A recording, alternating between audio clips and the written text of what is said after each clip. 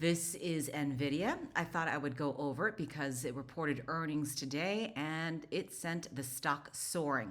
We ended the day at 1037.99, up 9.32%. This is where we ended. To the north side takes us to 2 standard deviations and resistance from where we are. A potential take profit area at 1083. Above that, 1111. And at 4 standard deviations, roughly 1140. Now back at the middle of the trend and the baseline and support, 1026.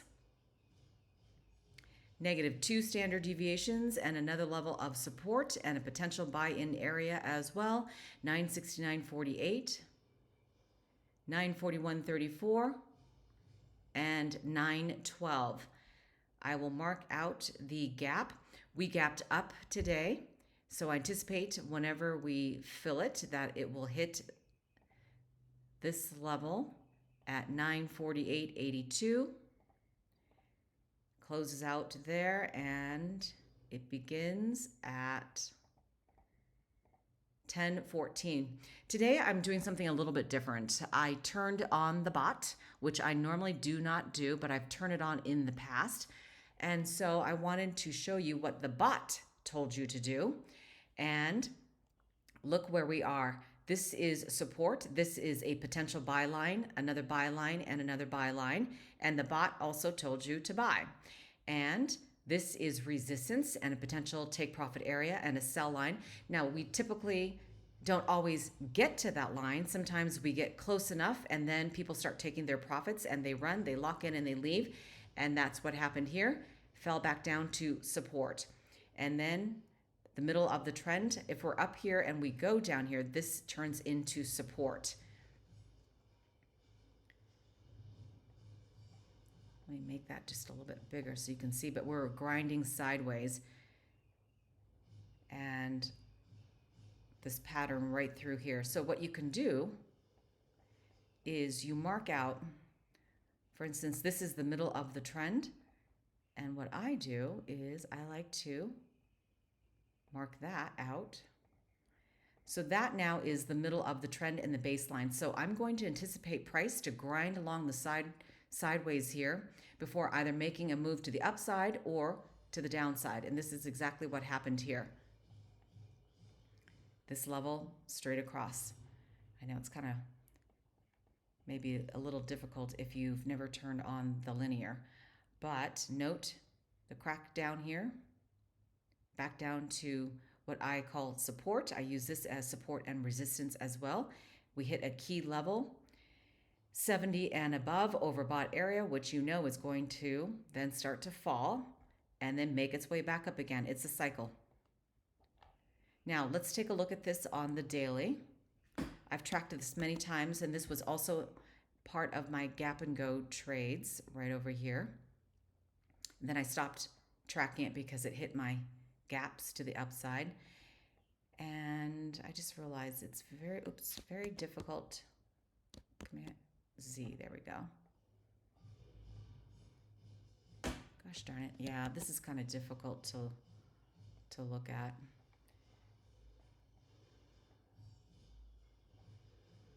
So we are on the daily time frame at 2 standard deviations. So we are at resistance. Back at the middle of the trend would take us to roughly 861.28. I don't know if we're going to get that low again, but there's a gap to the downside here as well to be aware of. Oops. Let me make this. Actually, I just make Command Z, take it back, and then I'll flip it to a smaller time frame and fix it. But we hit the price target. When I looked at this back in April, the target was 989.01. So obviously, we have hit that target. Now the next 1-year price target is 1156, which represents an 11% return from where we are. And note the gap that I was tracking here a long time ago. This began on basically May 4th. We gapped up, so I anticipate a fill to the south side, and it touched right here. So this is no longer a threat to our account to the south side, 823.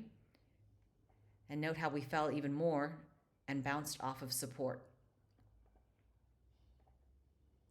Delete that and that.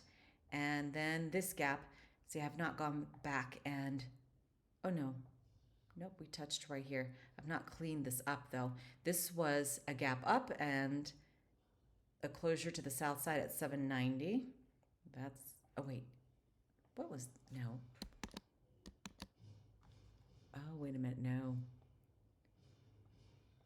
Silly me. There we go. Let me redo that one. All right, and on the different time frames, it'll give you different buy and sell signals. But we still have a gap that will take us to 675.91 should we ever reverse course and close out. But this is going up on the daily time frame. We are going farther away from this gap, so not in the zone, but something to be aware of. And let me go back to the 5-minute. Oops, stay on. Option R. So it was this little gap right here, just a baby gap, but still something. I'm going to turn on my magnet to be aware of if you like to go short. But on the 5-minute time frame, as you can see, we are in an upward channel, moving farther away from this. But I will mark that out as well.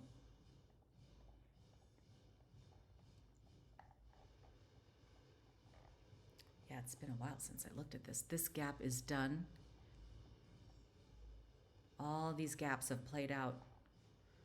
All right, we gapped up, so I anticipate it to go down when it fills, and it did.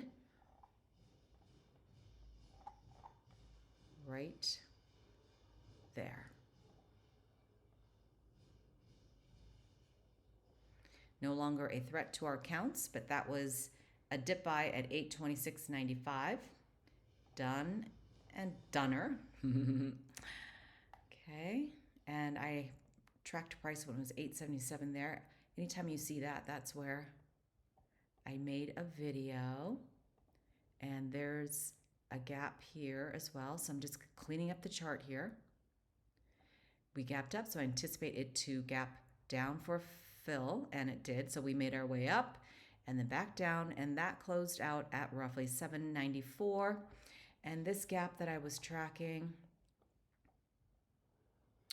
it opened up on February 29th, touched right here to the south side, 778, that's done also. All right, I think